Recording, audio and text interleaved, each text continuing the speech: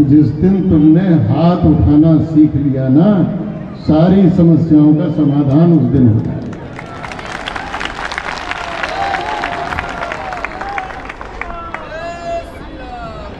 रोते रहते हो, हमारी बेटियों को ले गए, हमारा ये कर दिया, मंदिर तोड़ दिया, वो कर दिया। काहे रोने का ठेका तुमने लिया है क्या? क्यों ले रखा है? इसलिए एक बार फिर से जय जय श्री राम। अब ये हाथ उठता तो है, पर हिंदुओं का दुर्भाग्य ये कि ये वाला उठता है। कौन सा वाला? भारत की सारी समस्याओं का कारण ये है। पता है क्या है ये? है?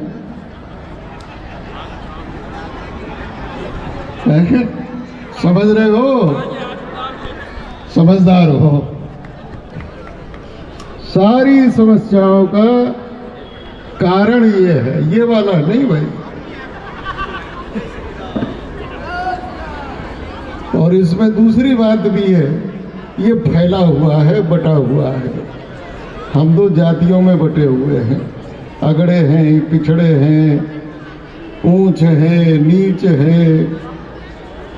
पंडित हैं तो ये वाले पंडित हैं, ठाकुर हैं तो ये वाले ठाकुर हैं। ये हिंदू समाज जो बटा पड़ा है आपस में, दो भाई मिलके नहीं रह पा रहे। हमारे बाप दादा 7-7, 8-8 भाई होते थे, और गांव में उसका बोलबाला होता था जिसके 8-10 लड़के हों। सीना तान के घूमता था। लोग कहते थे कि भाई इससे पंगा मत लेना, इसके घर में तो 8 लट्ठ हैं, लट्ठ। अब जब ले दे के एक ही होगा, और वो भी तुम्हारे बुरे टाइम पर तुम्हारे पास नहीं होगा, फोन कर देगा, वीडियो कर देगा, तो भाई तुम्हारी रक्षा कौन करेगा?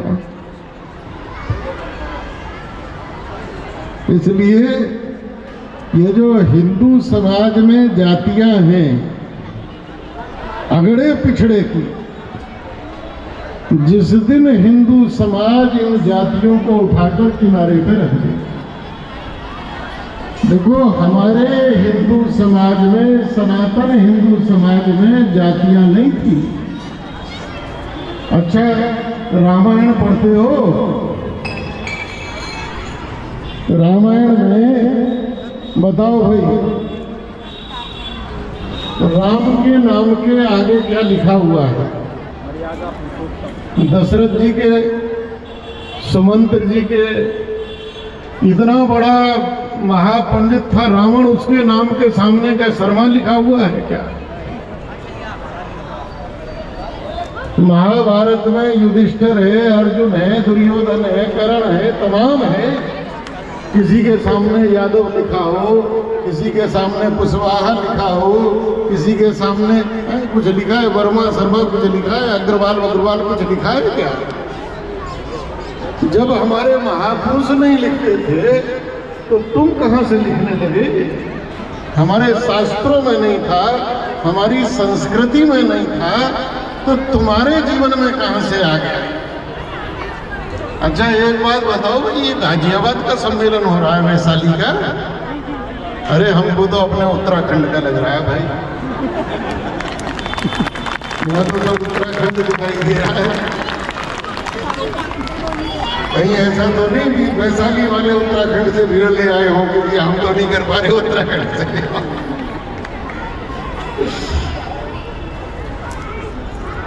बहुत बढ़िया। राष्ट्रीय स्वयंसेवक संघ जैसा संगठन इस देश के लिए बना। देखो, एक नारा हम लगवाते हैं।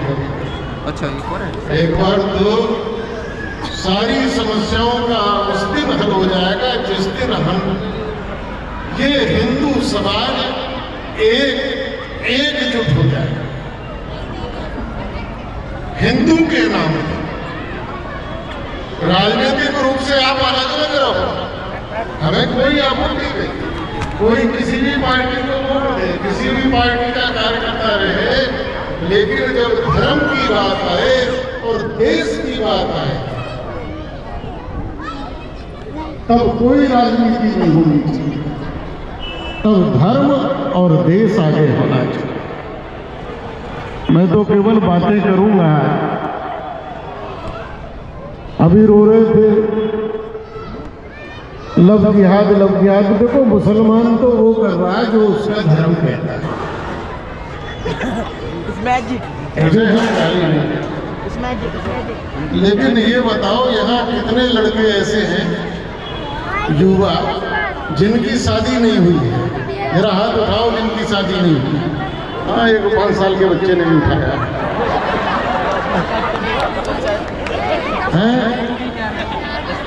अरे यहाँ तो सब बेचारे बैठे हैं, कोई ठीक ठाक आदमी तो बैठा ही नहीं।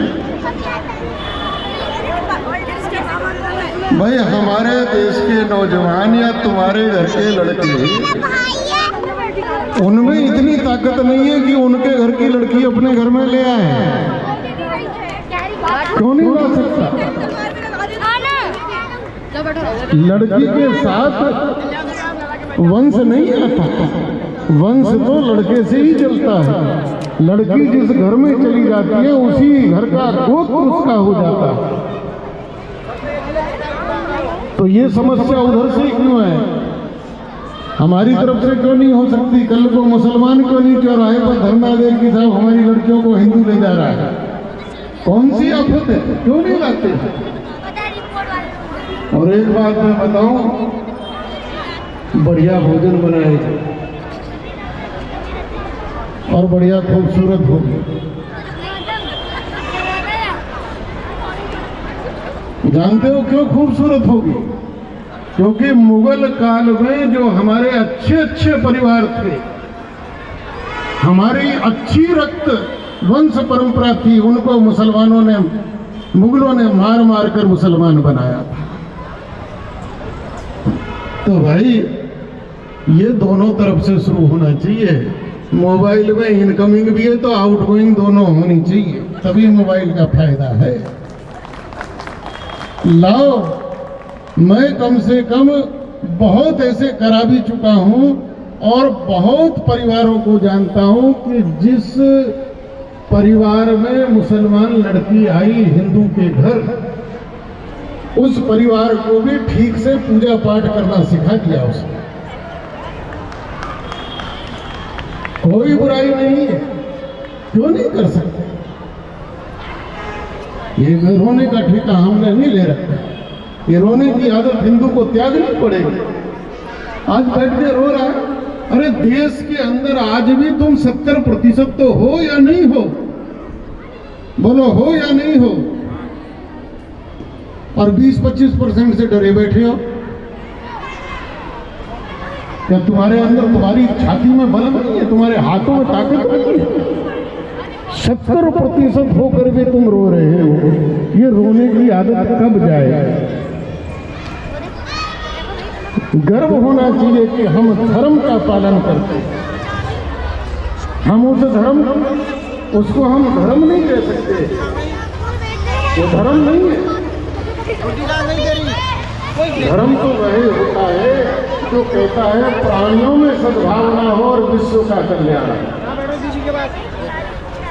हमारे यहाँ महारानी पद्मावती ने जोहर किया, जिंदा आग में जल गई। छत्राणी मुसलमानों के हाथ नहीं, आग में ही क्यों जली? जानते हो, 10,000 हमारी राजपूत बेटियां बहू, अरे अपनी गर्दन काट के मर भी तो सकती थी, आग में जिंदा क्यों जली? क्योंकि जिसको हम धर्म कह रहे हैं, जिसको हम मजहब कह रहे हैं, तो कोई अल्लाह का धर्म नहीं है, शैतान का धर्म है। सारे काम शैतान के होते हैं। उनका धर्म कहता है, उनका मजहब कहता है कि मरी हुई स्त्री की लाश से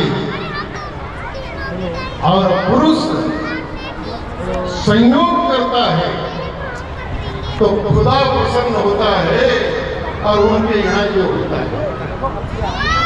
महारानी पद्मावत ने वो जानती थी कि हमारे जीते जी तो क्या, हमारे मरने के बाद भी हमारे शरीर को नहीं छू पाए। ऐसे दरिद्र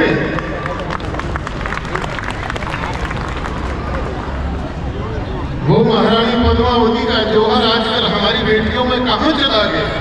क्यों हमें ये? सबसे बड़ी बात ये कि हम अपने बच्चों को फैशन सिखा रहे हैं।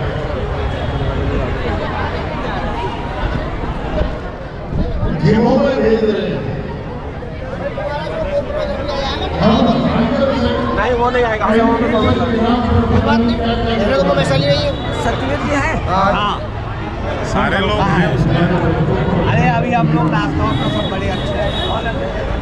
जो जो बैठे हैं वो आगे सत्यवीर जी वो वहाँ पर और लोग लाने के लिए साकेत जी मंडल जी आप वितरण वाले में हैं? हाँ मंडल जी को रखते हैं। आप वितरण वाले में हैं ना?